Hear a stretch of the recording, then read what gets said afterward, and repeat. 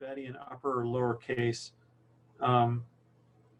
And these carets and the $ mean match the beginning and ending of the value. Now, if you're familiar with regular expressions, which I'll go over in a second, you might think of the beginning caret and the caret and the $, or the hat and the $, referring to the beginning and the ending of the line. But within awk, it refers to the beginning and the ending of the value. So, you know, the third column means the beginning and ending of the third column, and so on. And then you can have logical statements using like double pipe or double ampersand to mean and or. And then you can have parentheses for giving precedence to an expression. And then you can set variables. So like a variable name is equal to a value, and so on. So a command pipeline, this is one of the most useful features of the command line. You read in data and you send it to the output to the next command in the pipeline. A simple example of that is grepping for an IP address and then in one file and piping that output to wc-l to get a count of the number of lines that have this IP address in it. Here's a longer example with multiple pipelines. So this pipe character here is the pipeline. So it's basically connecting these two programs together. So I've catted out the conlog.gz, which the .gz indicates that it's a compressed log file. And we're going to send that to awk. And we're going to tell awk that we want to delineate by tabs. So each tab separated column gets its own field, and those get assigned to these variables. So here we print out the third column. And then we're going to take all those IP addresses that are in the con log, and we're going to sort them. And then we're going to say unique, and we're going to count the number of consecutive lines of the same data and compress them down to one log and count them and put a count prior to that line. So then we sort at the end that output, and we get kind of a top list of connections here. So, you know, that goes through all this and then spits out a top list of connecting IP addresses. So this IP address 172.16.0.10 connected 155,489 times, and so on. Any questions there before I move on? I've been going kind of fast through this. Oh, I need to pay attention to the message that says new messages go down. Okay, so I'm sorry. I haven't seen some of these messages that have come in. So I'm sorry I missed some of these. And there's no timestamp. Well, I have to mouse over. Okay, so there's 2:30. So you asked these questions a while ago. Sorry about that. I'm sure all of you know about these systems where they have a chat window, and if you scroll back, it doesn't then take you back down on new information. Okay, so regular expressions. Since we're going to be talking a lot about those in this, I'll give you a quick overview because often this is what stumps a lot of people, even veterans of the command line. They're used in programs like grep and awk. So if anyone isn't familiar with this language, they won't get too lost. So regular expressions are available as a facility in many Unix programs and also in Windows and programming languages as a way of matching text information. There are a few different flavors of regular expressions. And when I say a few, I'm being fairly conservative because there's like 12. But I'm going to cover the basics as they're used by what's called the basic and extended regular expression sets. There are more advanced forms of regular expressions like Perl compatible regular expressions that are also available for doing very sophisticated matching patterns, but we're not necessarily going to get into that, but it's something that you might look into. A regex can be used to match patterns of text data. So if you use double quotes or single quotes to use them to protect the expression itself from shell interpretation. So when you're using regular expressions on the command line, you have to be mindful of things like a $ followed by letters being turned into a variable name, or an asterisk implying matching file names or something like that. So you usually want to put your expression in double quotes or single quotes, depending on what you're doing. A single dot, if it doesn't have a backslash before it, matches any single character in that place in the expression. So like if I have a dot as my expression, it'll match everything. Unless, of course, there's no data at all. So if I want to match a literal dot, I have to use an escape character, and in this case, I use a backslash. Some other programming languages have other escape characters, like a % character might be an escape character or something like that. If I want to match 0 or more times of a character, I can put an asterisk after it. So here I'm matching any character 0 or more times. Now, a lot of people, they tend to use this a lot, and they don't realize that that's probably causing them some trouble in some certain cases, and they probably intend to mean 1 or more times. So I usually recommend that people start by using dot plus or something plus, because that's probably what they mean. There are times when you do want to use an asterisk, but you'll probably run into problems with it before you run into uses for it. So plus will match your 1 or more times.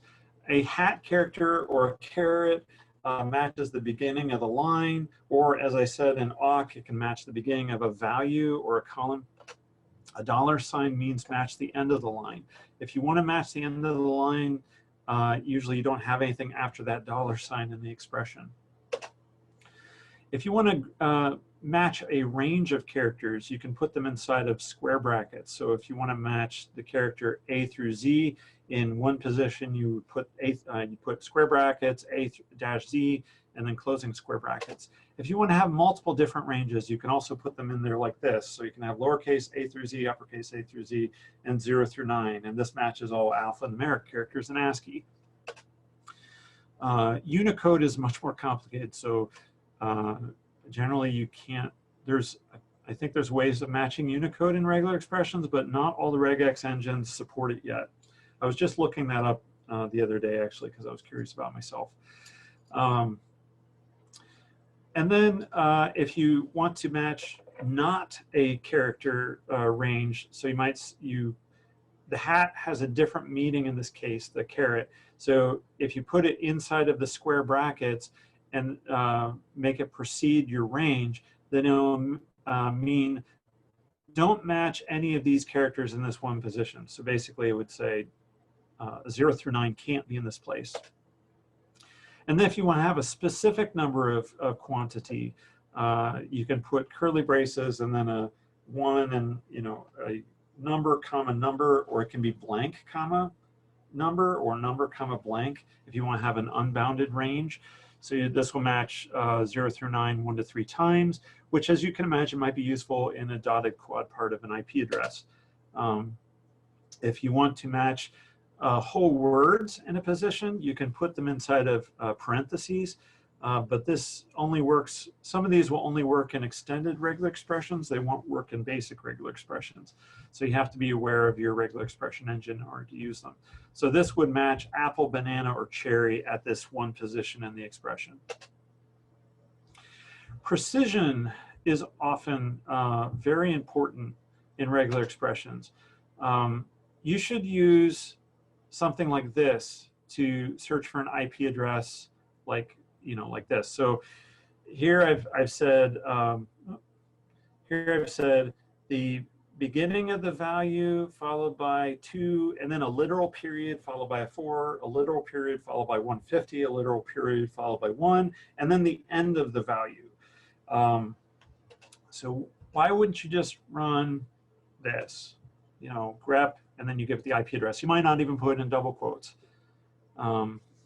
Anybody want to state anything? Drop something in the chat real quick. Like, why would this be a problem?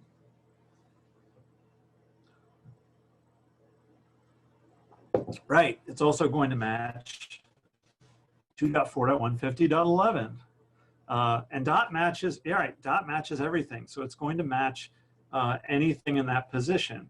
which you might think, well, it's an IP address. You know, I'm probably not going to have this combination of numbers or something, but it'll also match other IP addresses. You know, there might be something before the 2, there might be something after the 1. It might be a completely different net block. You know, it's like, how did it match that IP address? Well, the dot matched the 0 in 204.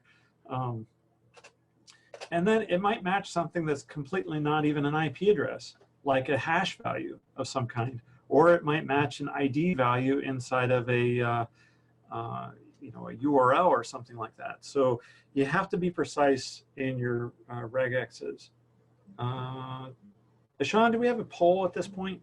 I have. No, Mark, we don't have poll at this point. Okay. Okay. So with that, I think I turn it over to you, Ashan. Yes. Right? Okay. So thank you, Mark, for all that. I'll take it Yep. from there. Let me start sharing my screen.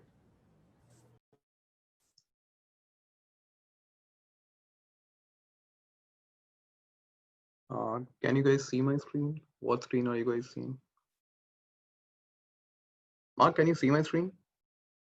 You're muted. Yes, I can see your screen. Is it Apache's common log format? Is that what you see? Yep. Okay. So thank you, Mark. So today we'll be working with Apache's common log format.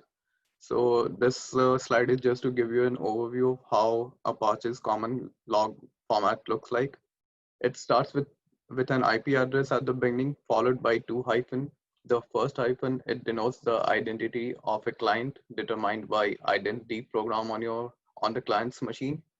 And the second hyphen, it denotes the user ID of the client, which is followed by date and time, and also the time zone, which is here in colored coded in pink here, followed by get, which is method, and then you have path requested in green, and then we have 200, which is server response code. 200 stands for successful, which is followed by size of response in bytes. Then we have referred field, which is in orange colored.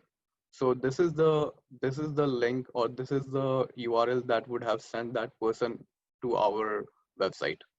And at last, which is followed by user agent, which is in blue colored. So next we'll be doing our exercise, and this is the exercise information sheet.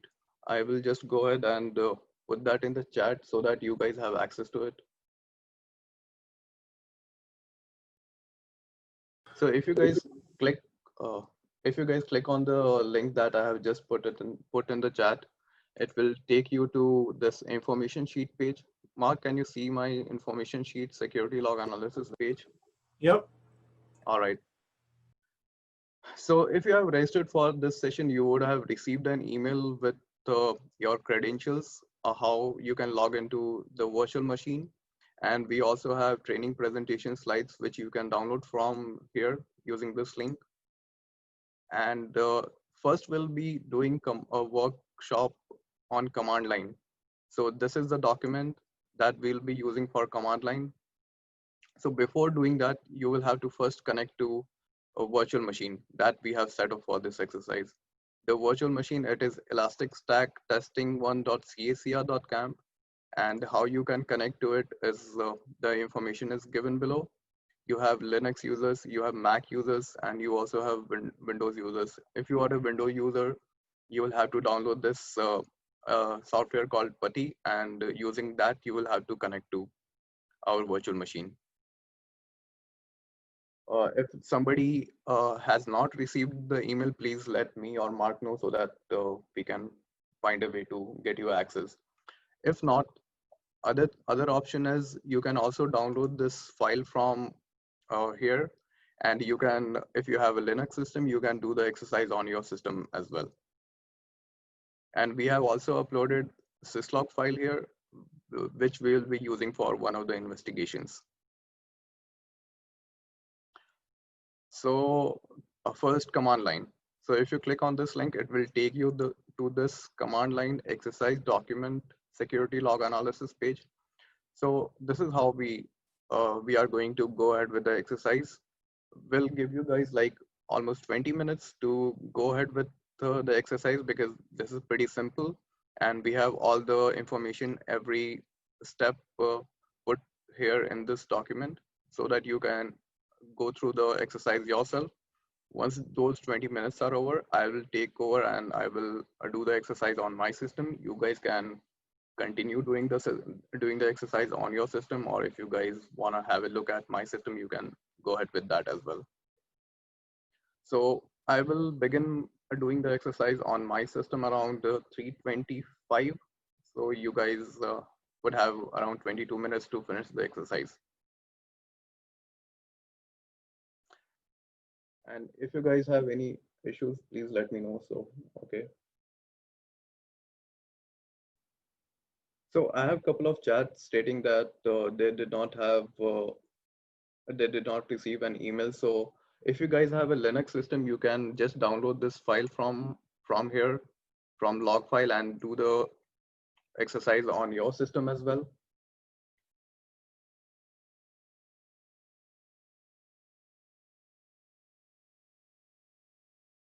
But in the meanwhile, let me try and give you guys access to the system. Could you guys please put your email IDs in the chat so that I can send you an email with credentials? Thank you. Let me work on that.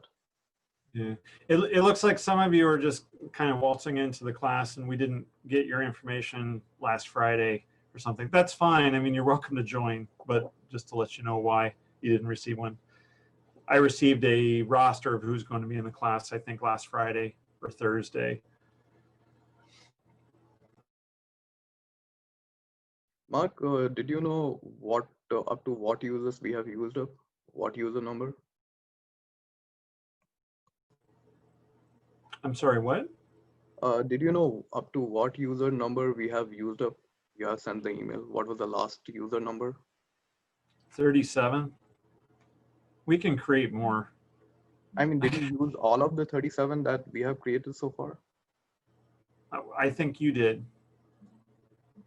Let's talk through chat. Okay. We'll help these people.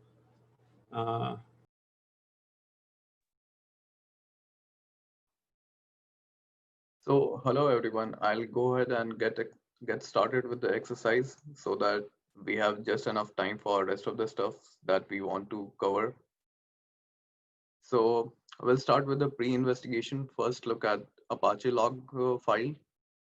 So today we'll be working with Apache_access.log file. There is nothing in the data itself that is Apache web server logs specific, and the techniques that we are going to show you today can be used for other types of logs as well.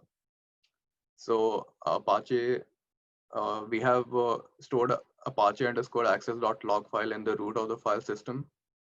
So looks like I lost my internet connectivity. Let me re-log in.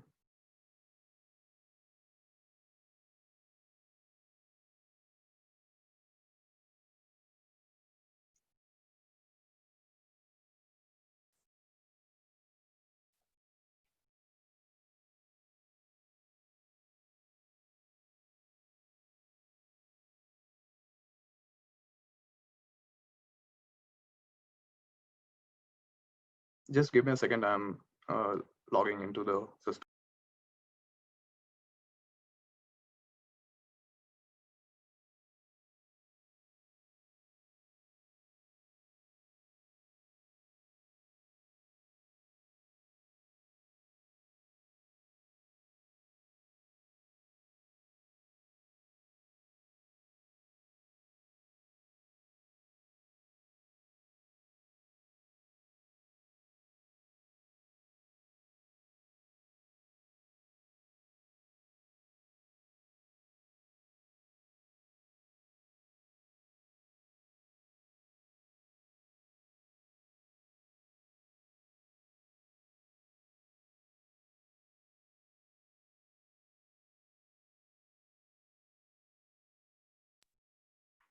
Can you guys see my screen?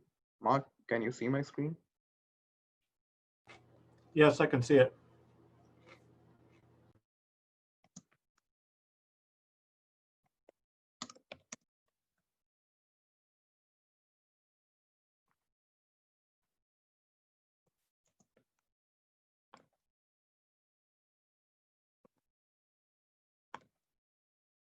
So today we will be working with Apache_access.log file. So let's go ahead and take a look at a few of the logs here.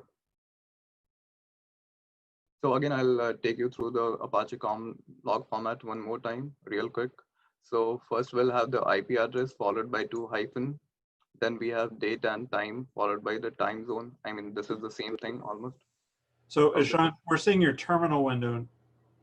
Yes. Oh, okay, okay. Yes, that's what I'm supposed to show. Okay, okay. So then we have a request method followed by the path requested here. And then we have a response code from the server and the size of the response in bytes, followed by the referrer field in this case. And at last, we have the user agent. So let's go ahead and get started with our investigation number one, strange ways of entering the site. So people would be coming to your site from different sites. So that is some information that you would like to know. So in that case, for that we'll be using this command. So what we are doing here is we are using awk expression awk program to print column number 11, which is nothing but the referrer field of Apache access log, and then sorting all the values, counting the unique values, and then again sorting them out numerically. What we would like to do is we would like to find out which site is sending maximum amount of traffic to our bluewaters.ncsa.illinois.edu website. That's the server we are going to be working on today. Let's give it a couple of seconds to display the results. So this is what we get. Here at the bottom. No, Ashant, maybe we're seeing a different terminal window than the one you think you're displaying. So right now I'm just seeing like it shows the Elastic testing banner and just, there we go, there we go. Oh, I'm so sorry about that. Maybe there was some issues with the Zoom. You were in a different tab or something. I think it had paused my share for some reason. Oh, okay. So I had to click on. Well, now we see what you were showing. Okay. Okay, that is something new. Sorry I about that, found folks. It's okay. So what I just did here was I was doing investigation number one. So here what we are doing is we are using awk program to print column number 11, which is nothing but the referrer field of Apache access log, and sorting all those values, counting the unique values and sorting them numerically. So our idea is to find out which site is sending the maximum amount of traffic to our website. So let's give it a couple of seconds to display the results. So as you can see, you have all these information here, and at the bottom you can see 10,201. So it's Google which is sending maximum amount of traffic to our website. And couple of other things that you would like to notice, you would want to notice here is people visiting one page and from there they are moving on to other pages. So there's a lot of internal linking happening. There's one particular log that I would like to show you guys. That log is this one. In this case, what is happening is this particular URL findmeaworld.com has put in https bluewaters.ncsa.illinois.edu website as a part of its own URL. So it's not exactly our website, but it's findmeaworld.com, which is referring to its own URL and putting our URL as part of it. So this is a good information to have, but not exactly what we are looking for. So what we are going to do is we are going to reverse the result and see the ones with the least number of hits.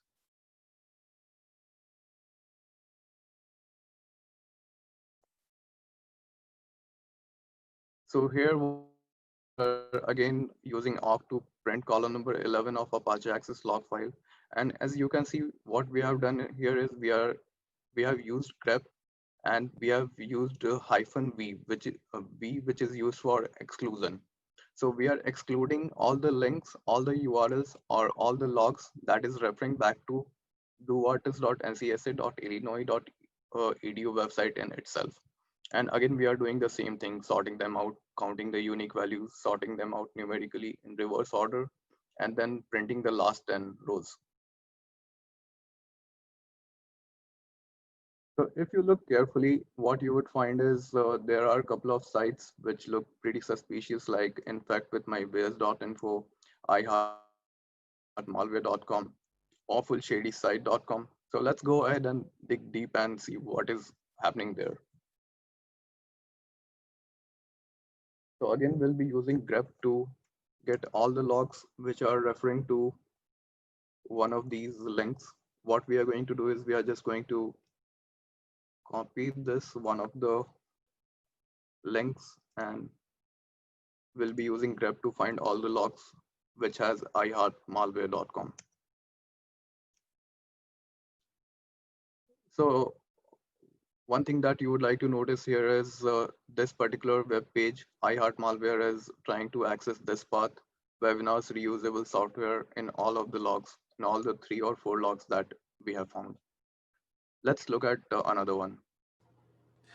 Ishan, if I could just pause you for a second. Sure, Mark.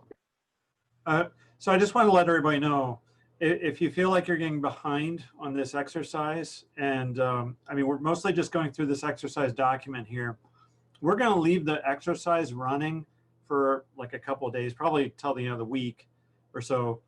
You'll be able to go back and still connect and go through the exercise on your own. If you don't have access to a command line interface and you need to have a host to log into, or you can download the log file. So in the interest in time, we can't really go back and restart. But if you could just follow along, we're going to go through this on the command line, and then we're going to go through it again using Kibana with pretty much the same data and stuff. So you'll get a chance to go through it again with 2 different interfaces. So Ishan, go ahead, and like I said, you'll be able to go back and go through it on your own if you need to. Thanks. Okay. Thank you, Mark, for that. So as Mark said, if you guys are able to follow right now, you can always do it later on. We'll have this virtual machine and also the Kibana interface running for a couple of days, so for you guys to come back and do the exercise on your own. So let's go ahead and look at this second link, or the other link that we found, awfulshadysite.com, and let's see what's happening there. So even in this case, if you look carefully, the path that is being requested is /webinars/reusable software. So you can see there are multiple suspicious sites that is being referred to this particular web page. Maybe that would give you an indication that that particular page has been compromised in some way. And there are suspicious sites, suspicious links which are being referred to our website to download malware from it. So what you guys can do is you can dig deep and maybe take down that page. I mean, as per your incident investigation. So moving on to our investigation number 2, access without a referrer. There are many times when people would come to your website, but the referrer feed would be blank. In that case, people could have come to your website using a bookmark, or they would have just typed your website's link in the address bar and then pressed enter, and they would have been taken to your website. In that case, the referrer field would be blank. So that is not a cause of concern, but maybe something strange could be happening there. So let's take a look at those logs.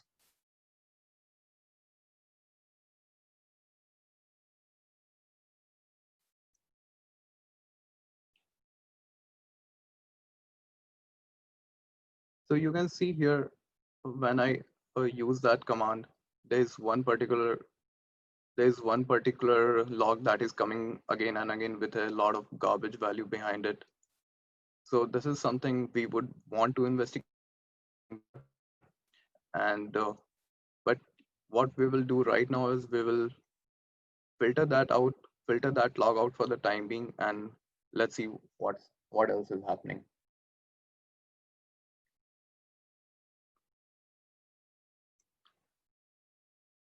So what we are doing here is we'll just replace these brackets with the log that we are filtering on grep here, and -v, which is used for exclusion.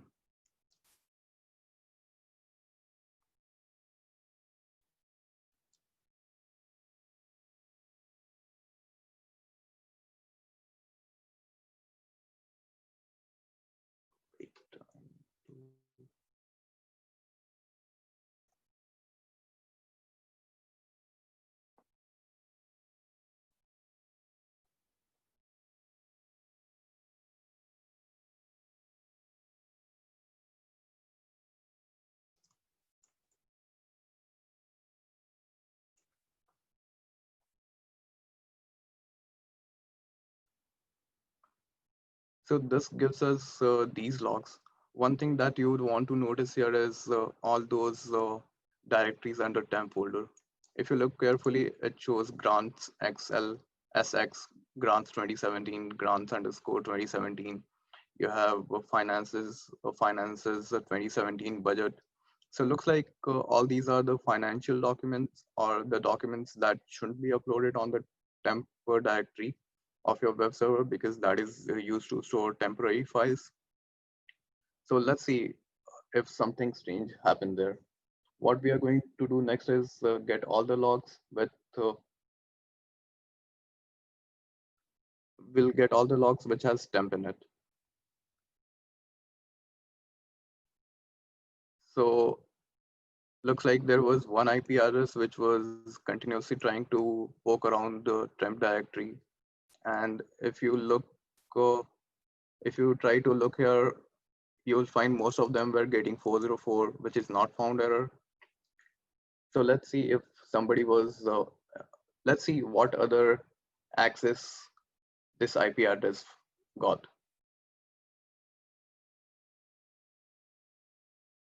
So we have a question here. Which of the following commands would you use? What's the difference in the results between the two commands? So if I use grep 47.202.58.3 Apache access log for Apache underscore access.log, what all do we get? So here what we are doing is we have not escaped the dot character and we are directly trying to find all the logs that we can get using grep command.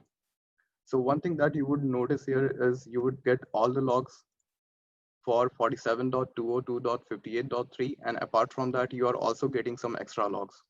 Here the IP address is different. You can see there's one at the beginning, there's a 9 at the end here. So all these extra IP address, all these extra logs are also showing up in your logs when you're just grepping without without escaping the dot character. And if you look at this last log, you can also see this particular string that has matched 47.202.58.3 because 47 dot would suffice for this 9 because dot in regular expression means any character, and again 202 a would suffice for this dot and then 58.3. So we are also getting logs which would have such kind of strings in them. So when you're doing such kind of regular expression matching, you will have to be very careful. We might end up with extra logs that we might not have accounted for. So here what we are doing is we are doing the same, we are grepping for same IP address, but we are using the escape dot character. We are escaping the dot character here. So in this case, we are only ending up with the logs that we want to look at. So next, what we would like to do is, in most of the cases, you can see these are 404 not found errors. So we are not really worried about that, but we would like to have a closer look if somebody was able to access something. So let's go ahead and do that. Wait a second. Okay, so I'm seeing Ashan directly. You guys are logged in through the Hoover client. I'm wondering if the Hoover client somehow cuts off the bottom of the screen. Oh, is it? Well, I mean, I'm seeing you through the Zoom client because I'm a presenter, and I can see your prompt. So I can see where it says Elastic Stack Testing, and you're logged in as root. Uh-oh. So I'm wondering if the website client is cutting off the bottom of the screen for some reason.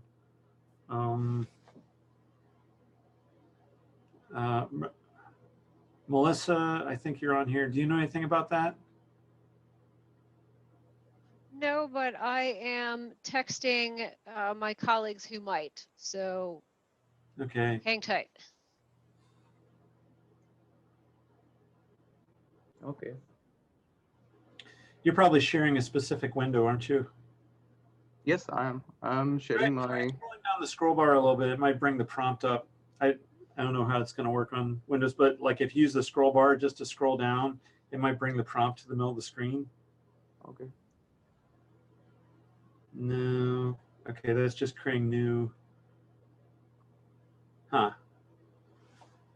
No, the scroll bar on the right side, like the terminal scroll bar. That is at the bottom. Oh, okay. I'm seeing it the other way. Okay, so,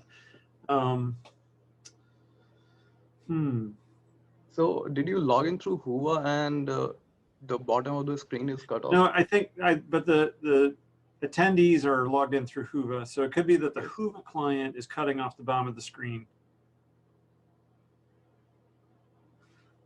There are a few people who are saying that they are able to. Sorry, so go some ahead. people can, some people can't. I don't know. Okay. Can folks who are having trouble seeing the bottom make sure that you have popped out the window in Hoover to full screen view?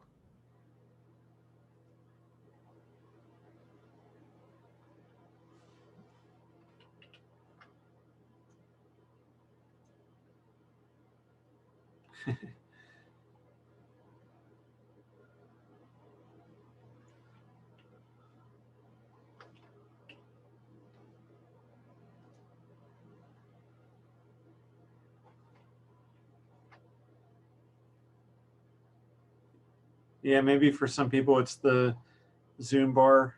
Okay, all right. Okay, John Okay, so says if you're that. having this problem, check the chat for a solution. Okay, go ahead, Ashan. Okay. Okay, sorry for that, guys. So I'll go ahead with my exercise. Where was I? Okay.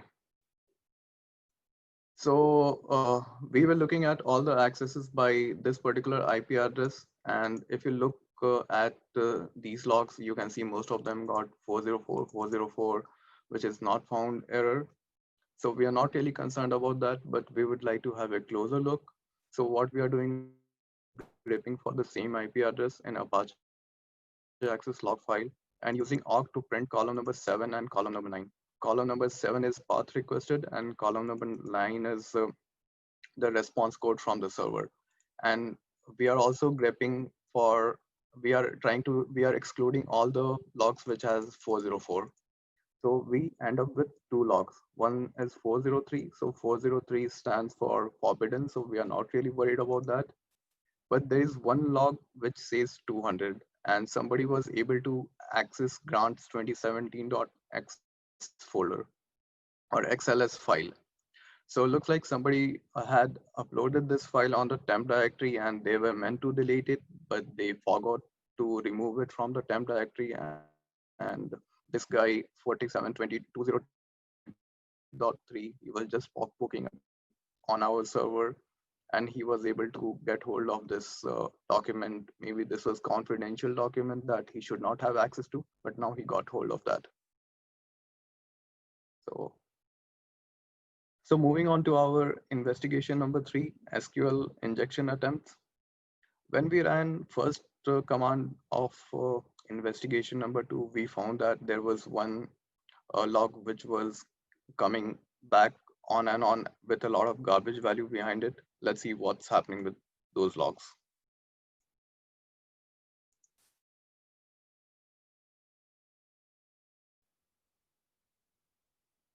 So one thing, let me rerun command number 1 from exercise 2. I would like to show you something which I think I missed.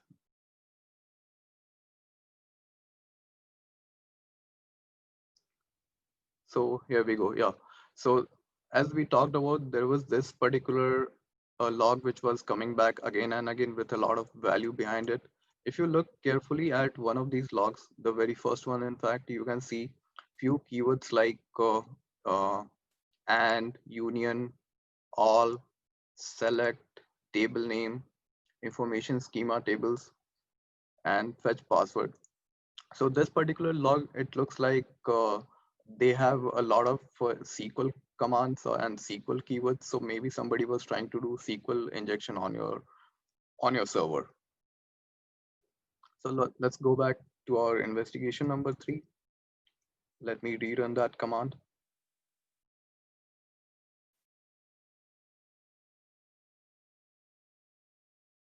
Sorry, I ran the wrong command. We are grepping for,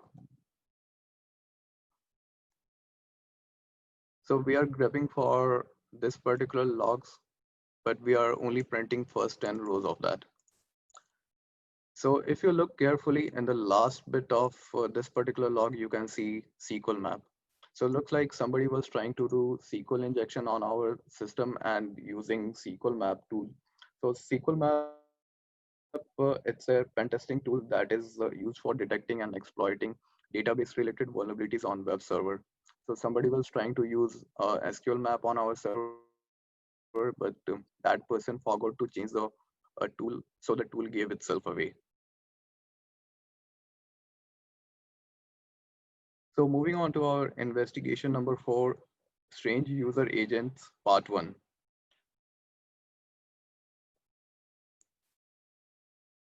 So when we ran the last command, we saw in the last bit that somebody was using SQL map on our server.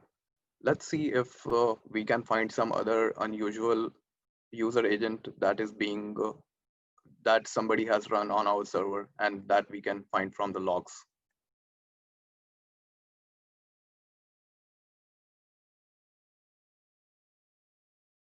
So just to give you a context, we are using awk command and we are using -f as a field separator, and we are separating on double quotes and printing column number 6 because column number 6 is user agent of Apache access log file, and sorting all those values, counting the unique values, and then again sorting them out numerically in reverse order.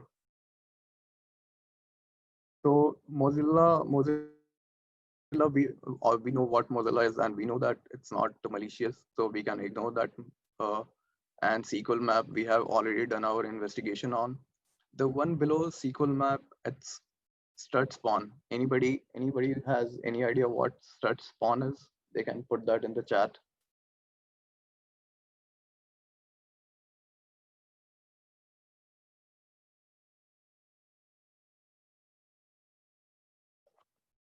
Okay, 10 more seconds.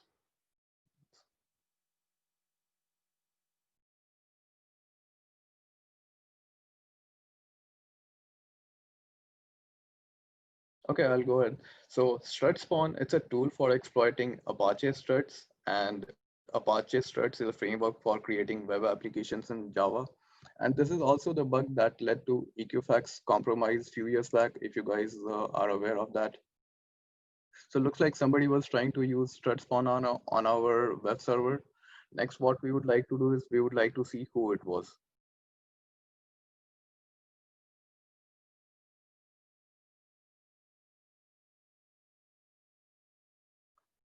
So when we grep for strut spawn on Apache access log file, we can see there's not just one person. There are multiple IP addresses from which we have logs on our server, and they were trying to look for strut spawn related vulnerability. But since our server was patched when the strut spawn vulnerability was discovered, that person won't have found any information. So moving on to our investigation number 5, strange user agents part 2. So out of these, if you let me rerun that command again so that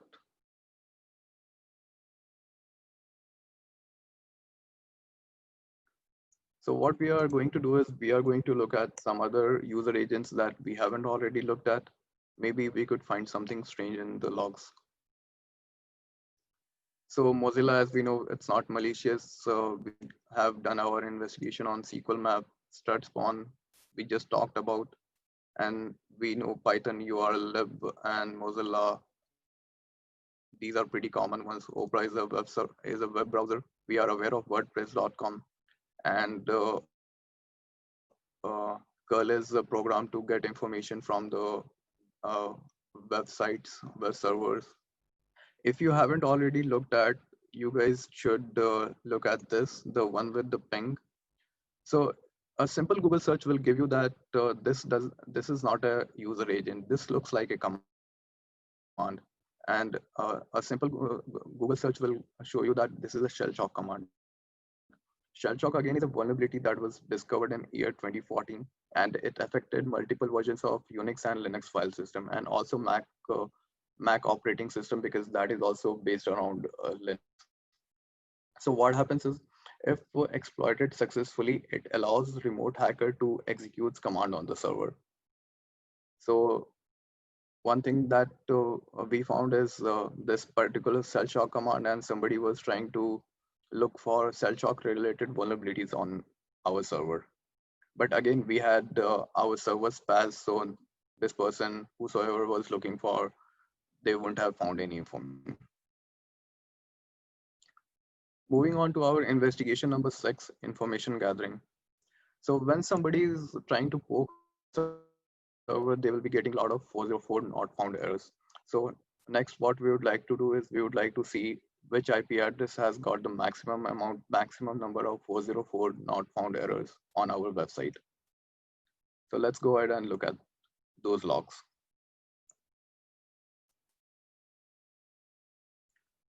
So here what we are doing is we are using awk to print column number 1 and column number 9. Column number 1 is IP address and column number 9 is response code from the server of Apache access log file. We are grabbing for all the logs which has 404 in it, and again sorting them out, counting unique values, sorting them out numerically, and printing the last 10 rows. So we are not worried about all the logs with just single hits. We are more worried about the ones with the multiple hits. And this we have already investigated on. This was the person who was looking for files under temp directory of our server. So let's go ahead and take a look at the other two that we have just found.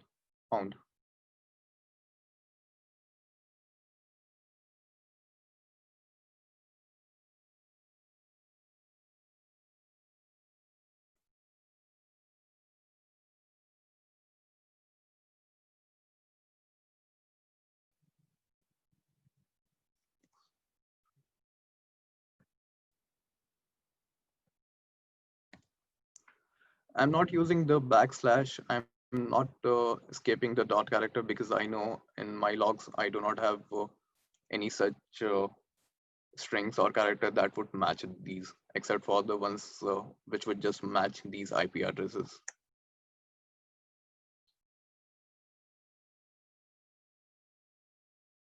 So from these logs, you can see most of them got 404, 404, and it does not look something out of ordinary. So we can go ahead and look at the second IP address that we just found. It's 3498.195. So this IP address, if you look closely, the path that this IP address is trying to look for is something related to JB, Jim, James here, Basney, J Basney, Jim Basney. So just for your information, James Basney is the name of the person who has the administrative access on NCS's server, and somebody maybe is trying to find out what his user ID looks like. So let's see if that person succeeded or not. So what we are going to do is we are just going to go ahead and print path requested and response code from the server. So most of them through 404, 404 not found errors. But if you look carefully, this particular log says 400. So 400 stands for bad request. It's not like not found error. So this gives you like extra information that this person whosoever was poking around was able to get hold of correct user ID of James Basney. So just for your information, I think Jim was attending this talk. I'm not sure if he's still on the call. So hello, Jim, if you are still there. And so this would happen Don, because, his ears are burning right now. I'm sorry. We have an expression, your ears are burning if somebody's talking about you. So this would happen because traditionally many Unix servers, they allowed users to serve the web content from their home directories. It will be served as HTTPS server name / username. So it looks like whosoever was poking around, he was able to get the right user ID for James Basney, and now he can go ahead and maybe start brute forcing for his password on the server, on NCSS server. So moving on to our investigation number 7, brute force. Let's go ahead and look at syslog logs to see if this particular IP address who found the correct user ID for Jim Bashney, if he was trying to do something that he shouldn't be.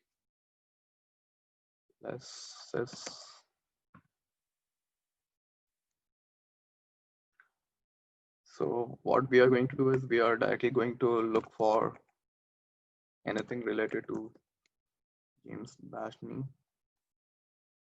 So you can see there are multiple logs from from this IP address, and he's trying to brute force on NCSS server. But in most of the cases, you can see he's getting authentication failure. So maybe he did not succeed. But if you go down, probably after 100, 200, 300 logs, you can see there is one log which says accepted password for James Bashney from this particular IP address. So it looks like he was successfully able to brute force himself into NCSS server. So these are a couple of techniques that you can use for looking at your logs. And so this concludes our command line exercise. I'm not sure if we have any questions here. Let me go ahead and look at that. Just one question about trusting user agent spoofing. So generally in an Apache log file, you have these sections that are in double quotes. And the reason why they're in double quotes is because it's data that comes from the client. And you don't want to trust data that comes from the client generally. And because it's freeform, you can actually telnet to the port 80 on a web server and just type in gibberish, and it'll actually be logged as that in the 7th field of the log or wherever it is in their log format. It doesn't have to follow the whole get or post or put, and then document ID. It can be whatever. So that's why it's in double quotes. With user agent spoofing, there might be ways to detect it by doing some JavaScript or maybe even looking at how the client is sending data over the network. You can do like this OS detection techniques. So there might be ways to do that, but it's a little bit more involved. But for the most part, we won't trust that the user agent is correct. Well, I think for the sake of time, we should go ahead and just get into the Kibana. Yes, that's what I was about to do, Mark.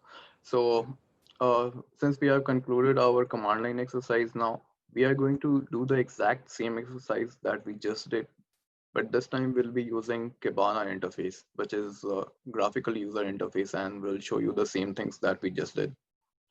So in that case, what we'll do right now is Mark, do we want to take a break here, or should we continue? Why don't we, if people want to take a break, that's fine.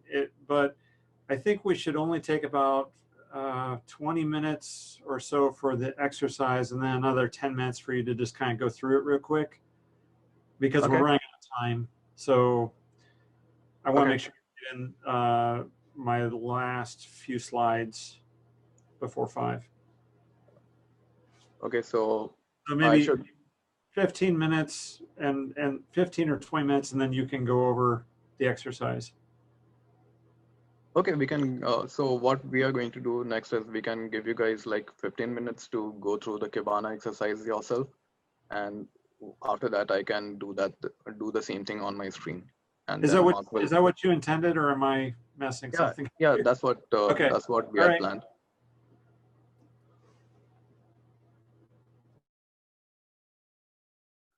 So Kibana information sheet is at the bottom of information sheet. And if you click on that, you will be taken to Kibana exercise, and you can go ahead and get started with the exercise.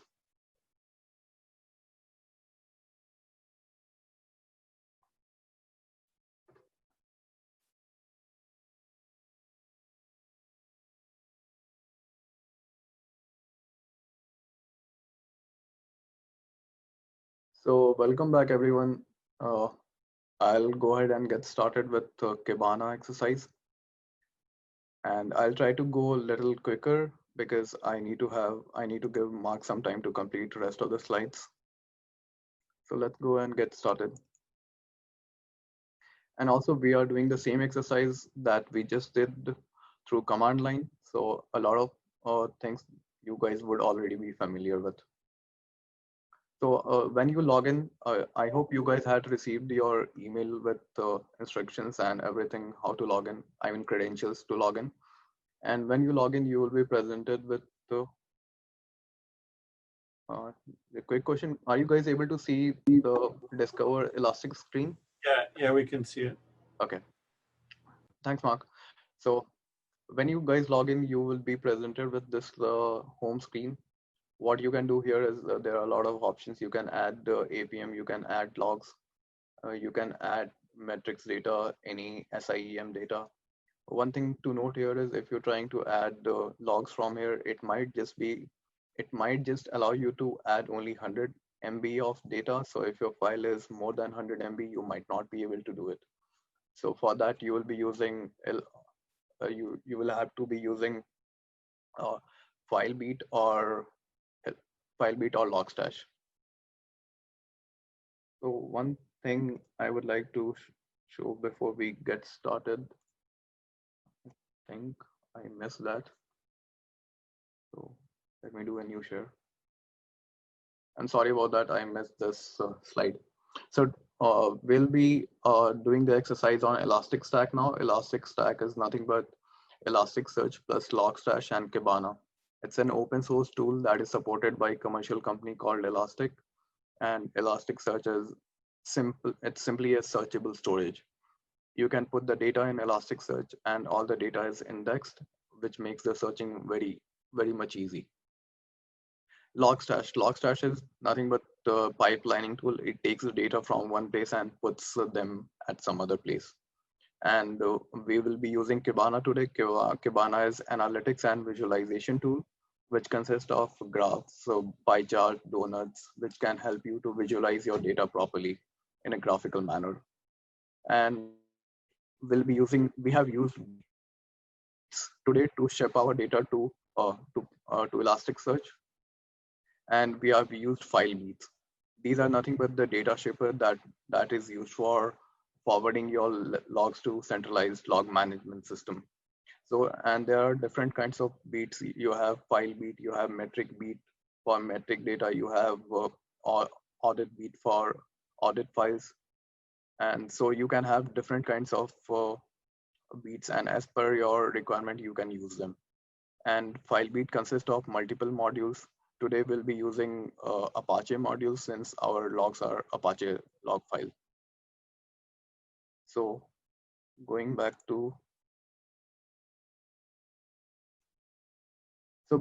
our Elastic Kibana interface. So first we'll have to go, what we'll do is we'll click on these three horizontal lines on the top left corner and go to the Discover tab. Let me remove this first.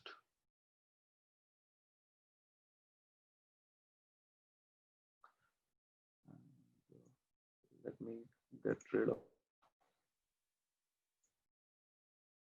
these fields. So first thing that you would want to do is you would want to change the index pattern from Kibana sample data logs, which is selected by default to file B because we are using file B today. And another thing that you will have to do is you will have to change the timestamp from top right corner.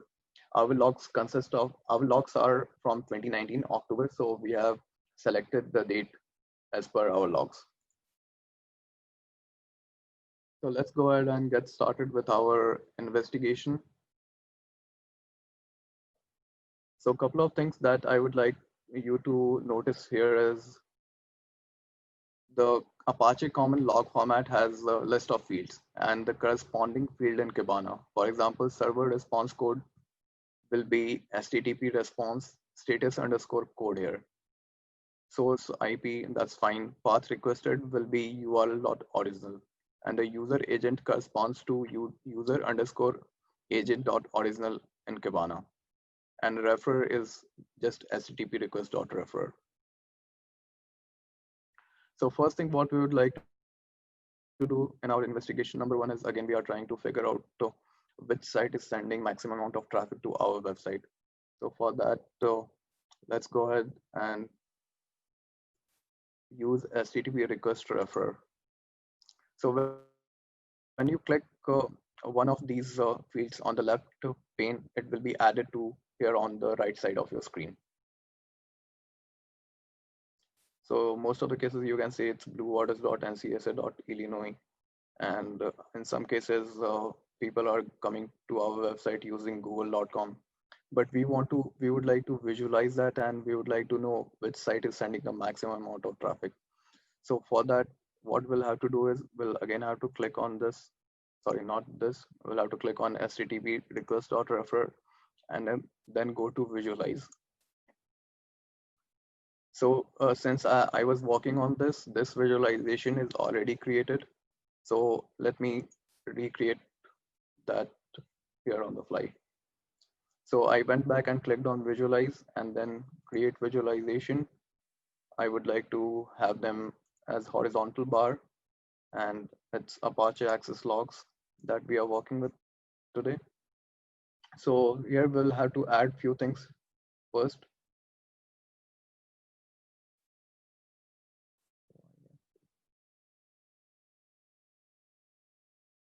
Wait 1 second.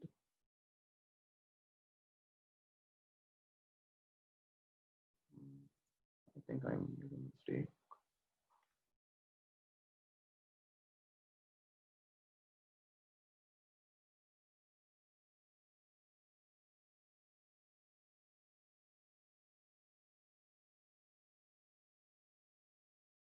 Where is done?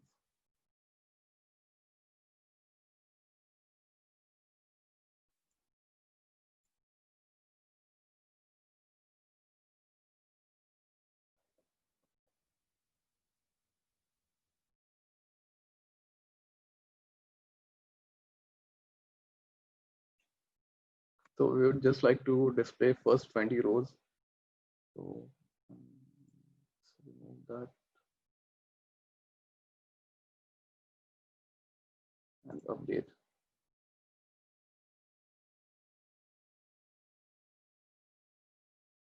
So here you can see we get google.com, which is sending maximum amount of traffic to our website. This is again a good information to have, but not exactly what we are looking for. So we'll reverse the result. All that we have to do here is select ascending and click update. So now we have the results in ascending order, and you can see some of these sites look pretty suspicious. So what we'll do is we'll go back and do some investigation on that. So again, go back to your Discover tab and look for all the logs, look for some of the logs that we found in the bar chart. So when we look for infect with my where's.info, we can see we got all the logs pertaining to that infect with my where's.info. What we would like to do is what path is being accessed here. So what you have to do here is just add url.original. It will give you the path that is being accessed in these logs. So let's look at another one, awfulshadysite.com and update. Again, you can see the path that is being requested is same webinars/reusable software. So this gives you an indication that this particular page has been compromised in some way and people are being referred to this site to maybe download malware from it. So you can maybe take down that site and or do more investigation on that. Moving on to our investigation number 2. So before moving on, let's clear all the fields from here and let's remove this as well. So we are back with all the logs that we need to be working with today. So there are a lot of times people would come to your website without using a referrer. So in order to get all the logs, we'll be using this query.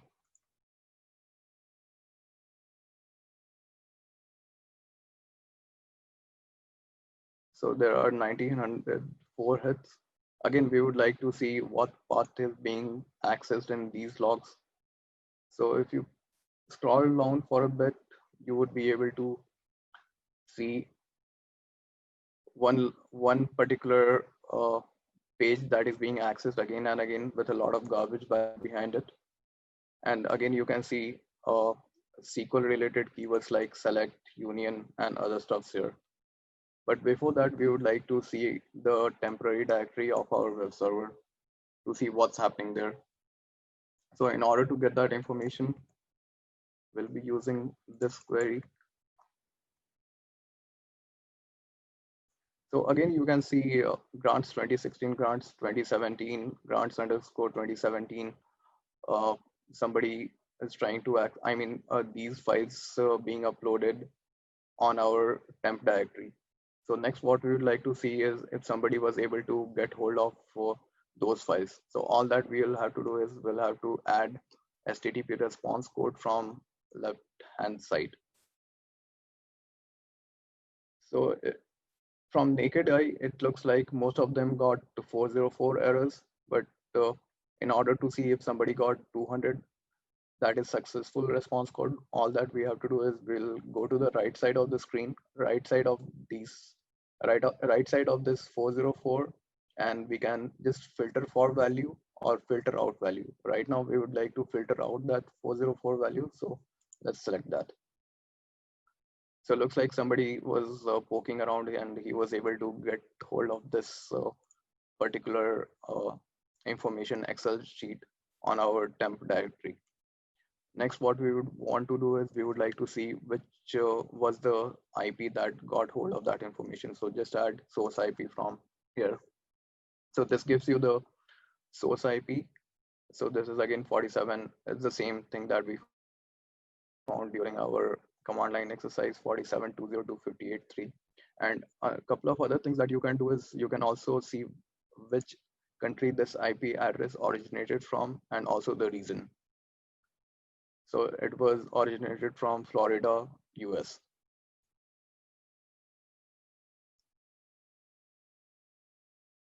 Mark, am I going too fast or is it okay? No, I think it's okay. Okay. We only have a few more minutes though. Yeah. So moving on to our investigation number 3, SQL injection. So we found some logs that was being accessed again and again with a lot of garbage value behind it. So before moving on, let's clear some of the fields here so that we can add them back if need be.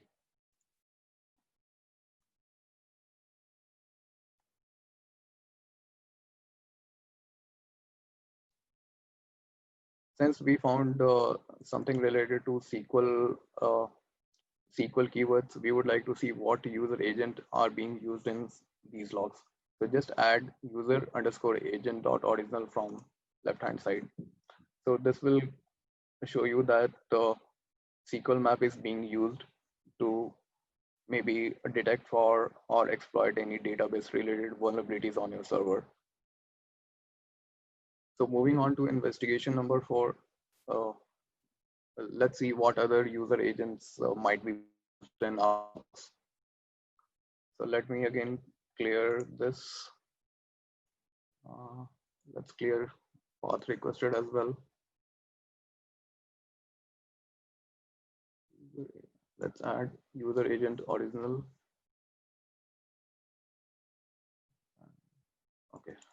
did not clear that thing.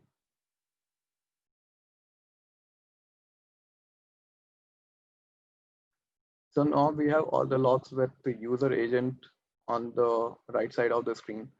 One thing you can do is you can one by one filter out all the Mozilla values, since we know that it's not malicious, or you can directly filter out for all the Mozilla values using a wildcard. So this will filter out all the values where we have user agent as Mozilla, and then we find this struts loss that's dash spawn. So again, as we saw in command line exercise, strut spawn is a tool that is used for exploiting Apache struts related vulnerabilities, and so this is something you would want to investigate on. And since our NCSS server was patched, I don't think anybody would have found any information, or they would be able to they would have been able to exploit anything on our server. So let's filter that out, since we just did investigation on that, and let's see what other user agent looks suspicious. We know what the WordPress is, so we are not worried about that. Opera is again a web browser, so let's filter that out. We just did our investigation on SQL map, so let's filter that out as well. So I'm just trying to filter out the common user agents that we know off the top of our head that they are not malicious.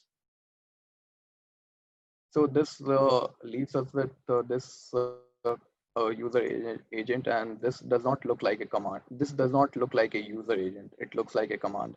And a simple Google search will give you that this is a shell shock command.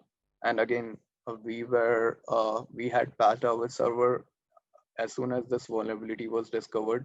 So we wouldn't have found the person who was poking around wouldn't have found any information, or wouldn't have been able to exploit that vulnerability on our server.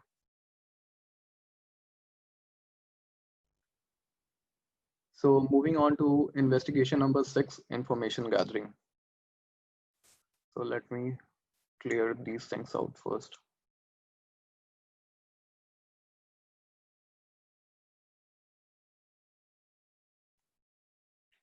So when somebody is poking around trying to find some information on your server, they will be getting a lot of 404 not found errors. So in order to see all those logs, we'll be using this query.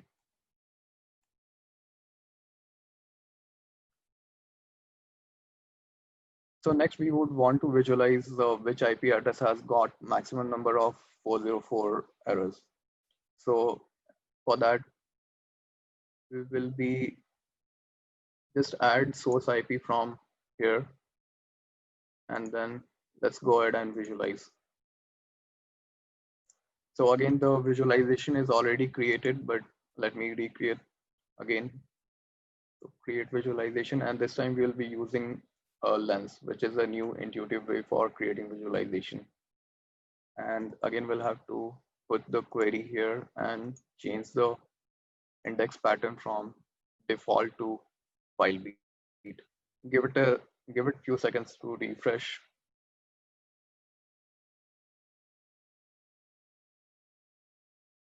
Okay, then we'll be adding fields here.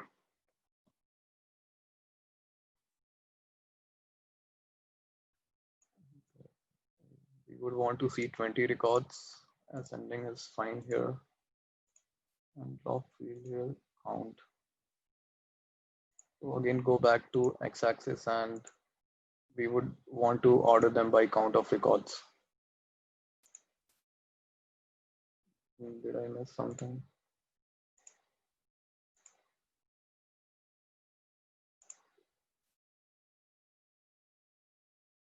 Okay. Did it not refresh?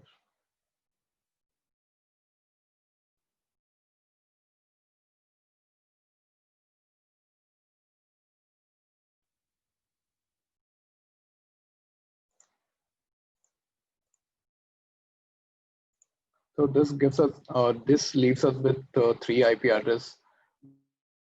We have already done our investigation on 47.20.258.3, and from command line we know that 89.163.3 3.222.7 is not, it's not doing anything malicious. So let's look at this last IP address. So again, we'll go back to our Discover tab, and what we'll do is we'll just look for this IP address. Let's add path requested. So again, you can see somebody is trying to figure out what the real user ID for James Vasney is, and let's see if they were able to find that out. So we'll add HTTP response code. From the naked guy, it looks like most of them got 404 errors. So let's go ahead and filter that value out, and let's see if we are left with anything. So we are left with 400, which is bad request. It is not not found error. So this person was successfully able to get the correct user ID for James Vasney on NCSS server. And now this person can go ahead and maybe try to brute force, as we saw from our logs. So that concludes our Kibana exercise. Over to you, Mark. Thanks, Ashan. By the way, if you're wondering, we added the syslog part for Summit just a couple weeks ago, and we didn't have a chance to add it into Kibana. So that's why it's not in the Kibana part of the exercise. And the Kibana part is new for this year. We hadn't done it before. And I'd like to, again, thank Ashan for going through all the work of setting that up. He was the one who set the Kibana interface up. Looks like I can share my video again. Thanks, Mark. I wasn't able to share my video before because I think my kids were having a guitar lesson or something. Anyways, okay, so let me share my screen.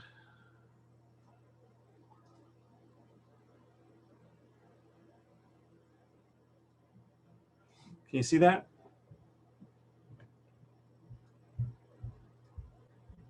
Yes, we can see it. All right, thanks. Okay, so let's get into talking about phases of compromise and some advanced techniques that you can use to detect attackers. These are all going to be command line based techniques, but again, like I said before, think about what I'm doing here and try to reapply it to whatever you use to analyze logs. Keep in mind that a low-hanging fruit won't stop a determined attacker, so you might do a search and not find anything, or find that they were denied, but they might try a different way. So you often have to try multiple different techniques.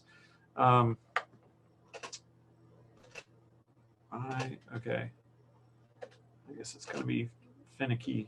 Okay, so like we were doing with the exercise, you might say, what about a 404 not found error? And so you look for a log where you can track that. Zeek has httpd.log.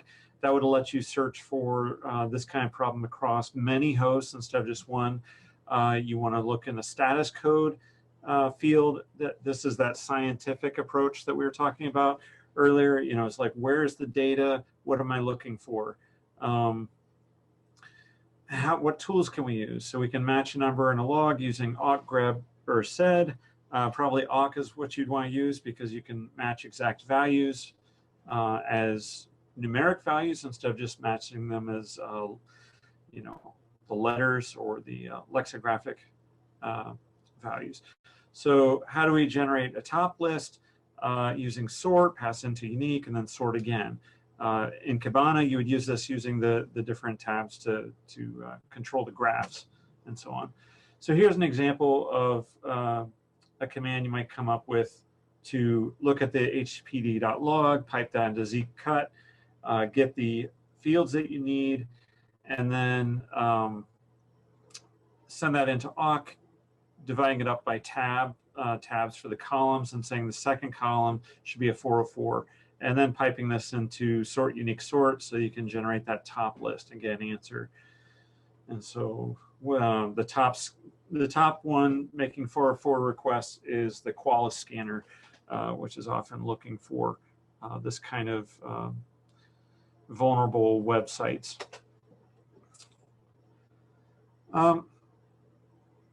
then you can use, if you do this often, you might be looking for the same types of attacks multiple times. So you'd want to put this into like a shell script, save yourself from having to type in complex commands, and make it so that the shell script can accept arguments so that you can do one-off queries where you need to.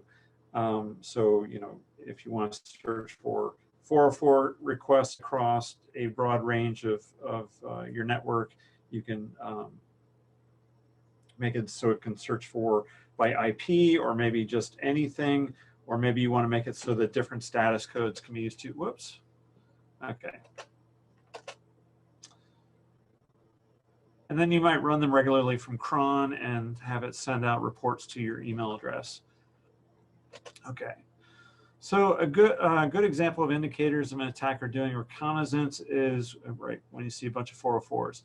So another way is, are you going to see like file system path indicators like a slash or dot or /etc or something in the logs? This would indicate that somebody's trying to do a file systems traversal.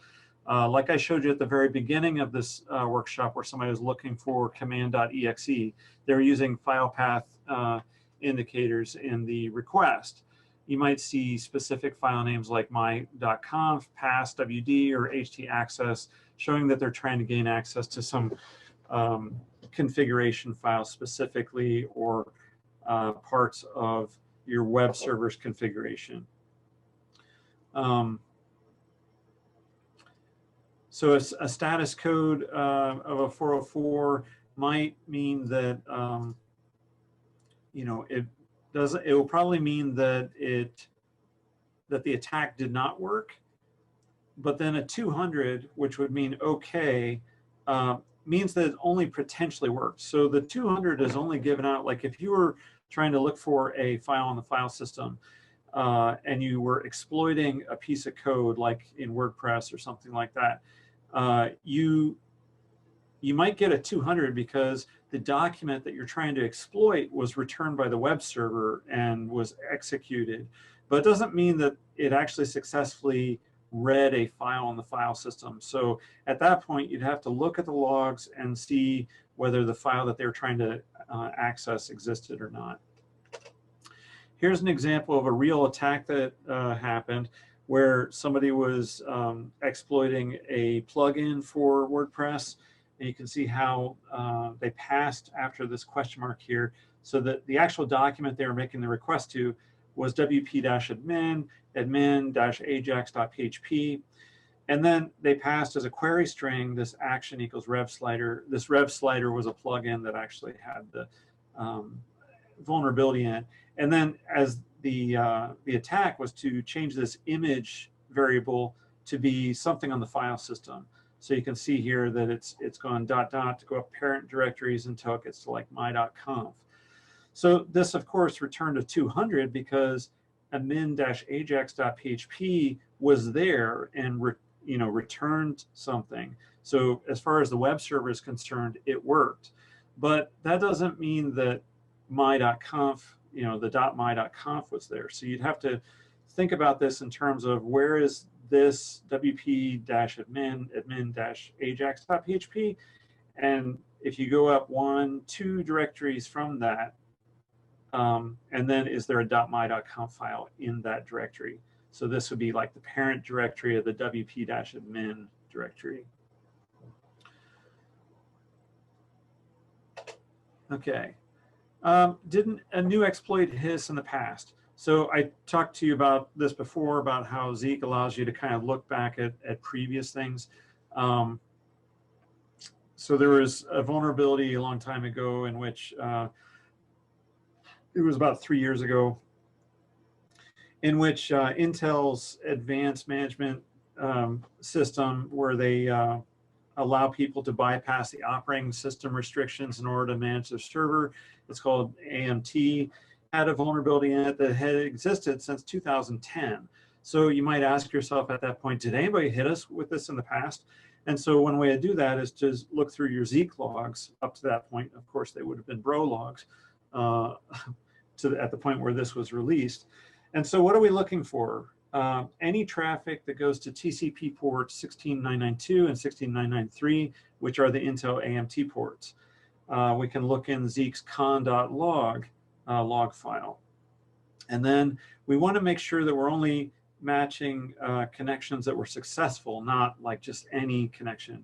You know, I mean, if somebody is scanning and they hit all the ports, they might hit those ports, but it doesn't necessarily mean that they're going to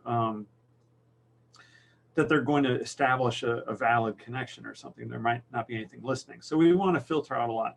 So the con status column, we want to search for, if it's not S0,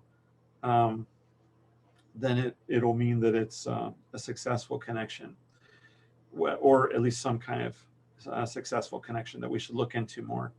And then from that, we'd make a list of attackers first, and then save it to a file, and then investigate the overall activity of the potential attackers. Did they do anything beyond that?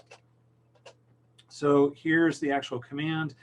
Here I'm taking, you know, connection log files from 2010 to 2017 in all the dates, and I'm sending out the decompressed log files into the cat command. I'm combining them with the current log, so I'm passing in a huge swath of log files into this awk command.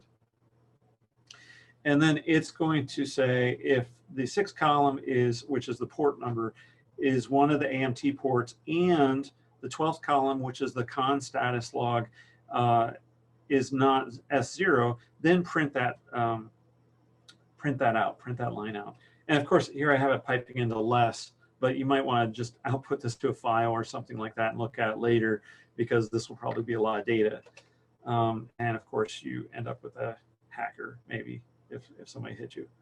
I just noticed the R symbol is backwards on this. Okay. All right.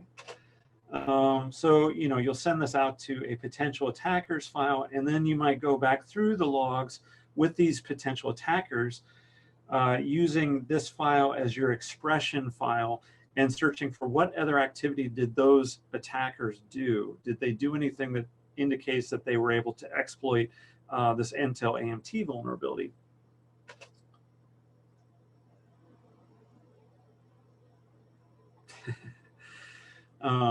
Okay, so here's another example of a, actually, let me skip this. I'm going to skip a few things here. The slides will be available if you want to go through them. Let me get to the technique slides. So let's look at another attack, logins versus non-work time. So you might want to look for attacks that happen outside normal working hours. So what service do we want to check against? Let's check against SSH, because that's often, you know, how like sysadmins and so on and programmers are logging in. It's a good indicator that somebody had a continuous session throughout the day. And what logs provide this information? Well, it could be varlog secure, varlog messages. If you're looking at the actual host that they logged into, you could look at Zeek's SSH log. And there's an advantage in doing so, because it actually offers the ability to tell you whether the login was successful or not. I'll talk about that in a second. How do we compare the time of day? So you can use Zeek cut to convert the timestamp column into a parsable local time, and then we can use aux substring function to find the hour of the day from that. So we read in the SSH log using cat and then pipe it into awk, filtering out the successful logins that are inbound. So how can Zeek tell if an SSH login is successful? It does it through heuristic analysis. It basically looks at the packets, and one of the Zeek developers figured out how to do this, but it depends on whether you have a MOTD, like a message of the day banner. So like, for instance, when you logged into the Elastic Stack server, you saw that there was a special, you know, Elastic Stack and ASCII art or ANSI art. And that would throw off the heuristic analysis or something. So if you do something like that, then there's a number that you have to adjust to make it so it'll work. So here we pass in those column Zeek cut, and we get the timestamp, the originating host, the response host, whether the authentication was successful or not, and the direction, whether it was inbound or outbound. And so you can see here the examples. We end up with this auth success, either a dash or a T for if it was successful. Now, if we want to get a substring, this is a common function that's in a lot of programming languages. If you have like a string of characters, like a word or a username or something like that, or a date, then you give it that string of characters, and then you give it a starting point and a length. In awk, the starting point is 1 based instead of 0 based. So, I have that right? Yeah. In a lot of languages, it's 0 based, and this always kind of throws me. Yeah. Starting index is from 1. So if you have a string like this is easy, and you say, I want to start at index 9, then you'd say, okay, 1, 2, 3, 4, 5, 6, 7, 8, 9. So I start from the E and I go 4 over. So I go 1, 2, 3, 4. So that gives me easy. So that just kind of shows you how the substring function works. So if you have your date in the first column, then the way to get the hour would be to count over 12 points, and you get this 0, 4 right here. So you count over 12 index places, and then you take 2 characters. So that gives you the hour. To actually find the other things that we want, so we want to skip the first starting comment characters of the Zeek log because it has these header values. So this is a way of doing that, saying if the line starts with a hash character, then we'll just skip it. And then we'll say if the 4th column is true, and then if the 5th column is inbound, then so successful inbound logins. And then we can have an if statement, if this is true, do this, if else, do something else. And so we can say if hour is less than 9 or hour is greater than 17, which is after 5, then print. So this would be people who are logging in after working hours, after normal working hours. And so you have this general logical statement here. And right. So here it is, we're putting it all together, and we wind up with these logs. Again, these slides will be available, so you'll be able to look back over them. I know I'm going through them kind of quickly. There's also an alternate way of doing it. I'm not going to show it right now, but basically uses a modulo of the epoch time that I just came up with, but it requires some tweaking. Another thing, I received these nice 2-factor authentication reports. So Duo offers the ability to export through the administrative control panel reports of 2-factor logins. So you can use this for a variety of things. Of course, if somebody is able to get to the 2-factor part, like an attacker is able to get to the 2-factor part, then that probably means that your first factor has been compromised. And you'd probably want to know about that, right? So show all failures to Duo. So you can say awk, and you can say the 6th column, which is success or failure, and then it'll give you every line that counts as a failure. Of course, you're going to have some false positives here, possibly because somebody failed to click the OK in time or something like that. Duo gives you quite a bit of information depending on whether it timed out or not, so you'll be able to figure that out. But again, you probably want to look into those things.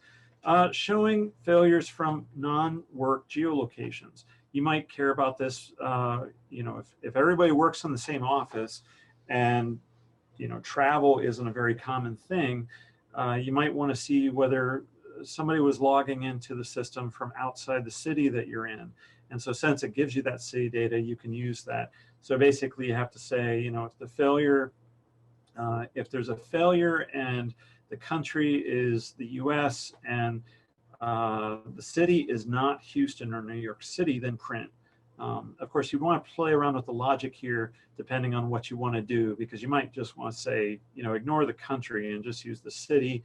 But of course, if there's a city in another country that's named the same, that you might run into false positives or false negatives.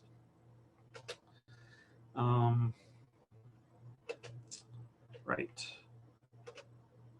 Okay, arrays. We have 5 minutes left. So arrays can store sets of values. In awk, you can store letters, numbers, strings of characters, IP addresses, whatever you want, pretty much. And then you can perform operations on these arrays. For instance, here's an index array that contains somebody's name. And then I can have a keyed array, which uses their username as the index that points to a value. So here I've set an array that has usernames as the index key, and that points to their full names. Or I can have multi-dimensional arrays. So you can have users, and I have the username as the key for sub-keys, like for name and age and stuff like that. So you can store quite a bit of data inside of a multi-dimensional array in awk. And so, of course, you have a different key here. This is a different user, but also has this name sub-key that points to their full name. So here, if I want to print out all the keys, I can use a loop. I can say for each value u in users. And so for each time through the loop, it's going to set the variable u to be that new username. So it'll set to iShort on one, and it'll set to jmoody on the next one, and so on. And then I can just print out the user's full names by dereferencing users and then the username and then the key that I put in single quotes, their full name. And if I want to get a list of, count the number of keys, so the number of users or something, I can use the length command. Printf is another function. I just show it here. It's basically a way of doing format prints, so everything is neatly printed into columns and stuff. I'm just going to jump through this really quickly. You can go back through the slides if you want to see it, but basically it's so that if you want to make nice reports or something like that, or be able to read it better, it'll make it nicer. Failures followed by success on the same day. So this could potentially indicate that somebody has tried to brute force or something like that. So here we make a very complicated array that has basically we've built up an array that increments the username so that every time there's a failure, it increments the username's key value by 1, and then if there's an eventual success, it'll print out that username. So this is a technique for doing that. This is something that would be fairly hard to do inside of a program, like Kibana or Splunk, unless they wrote some kind of special plugin to detect that kind of thing, at least in an automated fashion. You'd have to either go through and just search for success, but like detecting it would be difficult.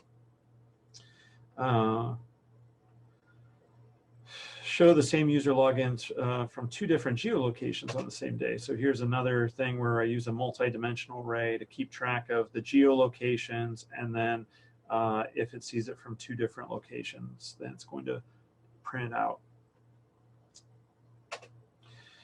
Brute force attempts. Can I analyze login data to look for indications of someone trying to brute force my Active Directory account? My institution offers me these logs, so I can actually look to see if somebody's tried to brute force my account.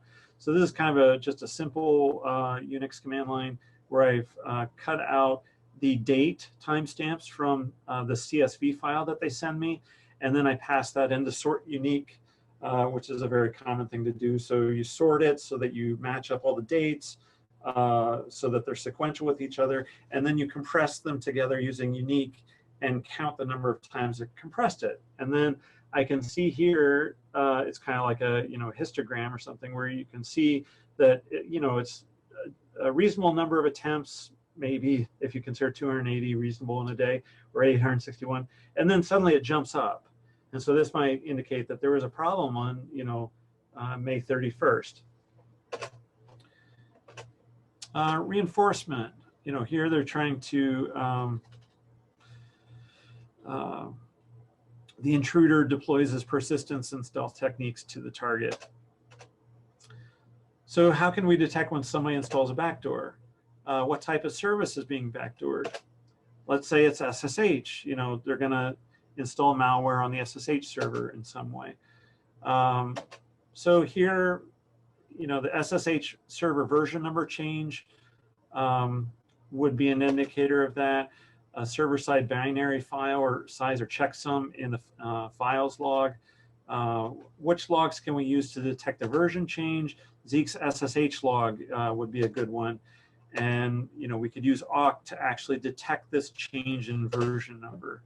So here is a general formula for it, you know, just keeping track of the last version number on each line, and then when you detect that it's changed, printing that out. So here's an example of where the version number would change in the logs. And then here's us incorporating the command for a single server to detect when this change happens. And it would print out just the 2 lines where, you know, the first line, because it's the very first line, and then the line where it changes. Okay, so with that, it's 5 o'clock. I want to, you're welcome to download these slides. I have a bunch more. I even have an XKCD cartoon in there. I just wanted to thank NCSA for allowing us to use them as examples, and Trusted CI. Thank you to Sean for his work on the exercises, and also to Scott Orr for helping us with those as well, and Research Soc and so on. So the SMTP joke was like the logs per connection. Okay. If any of you has any questions, feel free to reach out to Sean or I. I'm going to put my email address in the chat here. You're welcome to email me or Sean. Sean, if you could put your email in there if you want to be contacted as well. And I want to thank all of you for joining us today. You've been a great audience. Thanks for your participation, and enjoy the rest of Summit. Okay, and like I said, I'll leave the server running for the rest of the week so you can you know, go through the exercises, maybe look through the logs a little bit more if you want to, and feel free to send us questions. So with that, take care, enjoy your dinner, enjoy your evening. Talk to you later. Bye. Thank you. Bye.